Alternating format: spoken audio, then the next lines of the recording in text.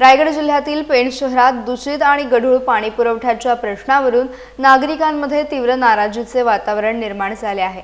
शहरात पुरवठा होणाऱ्या पाण्याच्या गुणवत्तेबाबत वारंवार तक्रारी करूनही ठोस उपाययोजना होत नसल्याचा आरोप सामाजिक कार्यकर्ते भरत साळवी यांनी केला आहे। फिल्टर प्लांटच्या योजना केवळ कागदावरच मर्यादित राहिल्या असून नागरिकांच्या आरोग्याशी खेळ सुरू असल्याचा आरोपही त्यांनी केला।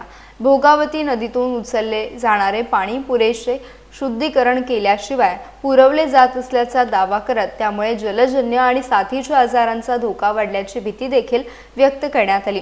अनेक नागरिकांना खासगी आरो पाणी विकत घ्यावे लागत असल्याने आर्थिक भार वाढल्याचं त्यांनी म्हटलंय। तसेच नगरपालिकेचे मुख्याधिकारी यांनी नागरिकांना पुरवले जाणारे पाणी एक ग्लास पिऊन दाखवावे असे आवाहन भरत साळवी यांनी दिले। दरम्यान या आरोपांवर प्रतिक्रिया देताना पेण नगर परिषदेचे मुख्याधिकारी जीवन पाटील यांनी यंदाच्या अतिवृष्टीमुळे पाणी पुरवठा लाईनमधून मोठ्या प्रमाणात गढूळ पाणी आले असल्याचे सांगितले।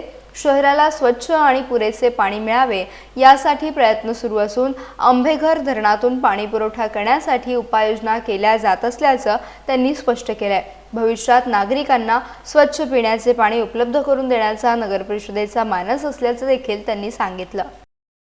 आज या ठिकाणी आपण ही जी पेणकर जनता पेण नगरपालिकेने दिलेला जो गढूळ पाणी पिते आणि तो गढूळ पाणीचं रूपांतर शुद्ध पाणी करण्याचा जो आपण फिल्टर प्लांट म्हणतो, त्या फिल्टर प्लांट मध्ये आपण आज व्हिजिट दिली। त्या फिल्टर प्लांटची अवस्था अशी आहे, नागरिकांनो, जनतेनो आणि माझ्या मतदारांनो, तुम्ही हा पाणी इथे येऊन पाहिलात तर तो तुम्ही पाणी प्यायचं तर सोडून द्या, बाकीच्या गोष्टींना पण वापरू शकणार ना अशी त्या पाण्याची अवस्था आहे। आज तुम्ही बाकीच्या तालुक्यात जा, अलिबाग तालुक्यात जा, श्रीवर्धन तालुक्यात जा, घरोघरी तुम्ही पाणी, स्वच्छ पाणी आणि पिण्यासारखं पाणी त्या ठिकाणी येतं। पण या पेण मध्ये आपण पेणच्या जनतेला, पेणचे जे नगरपालिकेचे सीओ आहेत, हे काही शुद्ध पाणी देऊ शकत नाही। ह्या फिल्टर प्लांट बघितल्यानंतर मला फक्त एवढंच वाटते की तुम्ही पाणी आम्हाला शुद्ध द्या, अशुद्ध द्या, कसंही द्या, पण हे जे पाणी पाणी तुम्ही देता आणि ते पाणी तुमच्या नगरपालिकेत नळामधनं येतं, त्या पाण्याचा एक ग्लास सीओनी प्यायचा आहे किंवा पिऊन दाखवायचं आहे, एवढी त्यांना आम्ही विनंती करतो। आणि ही जी अवस्था आहे लवकरात लवकर चांगली करा, पेणकरांना शुद्ध पाणी द्या। पेणकरांनी तुम्हाला आज भरभरून मतदान दिले, त्या नगरसेवकांना पण विनंती करतो की आपण चांगलं कार्य करा आणि फक्त पेणकरांना शुद्ध पाणी प्यायला द्या, एवढीच पेणकरांची आज इथे रास्त मागणी आहे। पेणकरांना पाणी पिण्यासाठी आज घरोघरी प्रत्येकाने आरो लावलेली आहेत। तुम्हाला माहित नसेल आरोची किंमत कमी 7 ते 8 हजार आहेत। आज गरीब लोक दागिने विकून तो पाणी आरो आणतात का, तर आपल्या मुलाबाळांना, आपल्या छोट्या मुलांना त्या आरोतलं शुद्ध पाणी प्यायला मिळावं।